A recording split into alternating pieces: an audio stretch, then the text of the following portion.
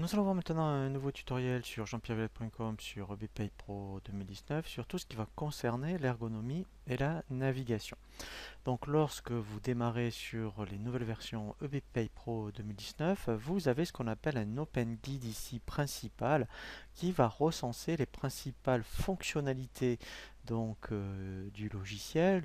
Comment ici créer, voyez, les salariés, paramétrer votre établissement, réaliser les bulletins de paye et à partir de là, vous pourrez donc avoir tous les documents administratifs, faire les clôtures périodiques, donc faire bien sûr les virements des salaires et consulter ensuite tous les mois votre tableau de bord. Donc déjà ici, vous avez les principales options.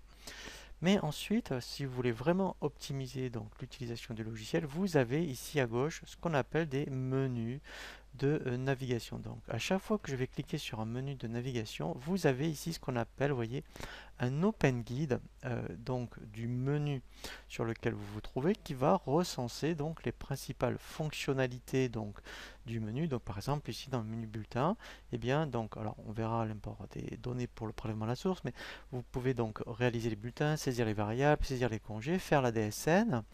Voilà, donc par exemple ici dans le menu navigation salarié, voilà, vous pouvez créer les salariés, faire les bulletins de paye et les virements des salaires. Donc ici déjà dans le menu navigation vous avez donc aussi les principales options du produit. Mais après l'avantage, donc vous avez toute une série d'options dans chaque menu de navigation et vous avez ce qu'on appelle des tâches. Vous verrez que des fois il faudra absolument passer dans les menus de navigation pour avoir certaines options qui se trouvent ici dans les tâches. Alors après, l'avantage, c'est qu'effectivement, il y a beaucoup maintenant d'options par menu de navigation. Et bien, vous allez pouvoir vous personnaliser le logiciel en stockant les principales options que vous utilisez dans le menu favori. C'est-à-dire que par exemple, dans les bulletins, voilà, et bien, vous voulez faire les bulletins de paye, vous sélectionnez l'option, vous faites bouton droit et vous faites ajouter aux favoris.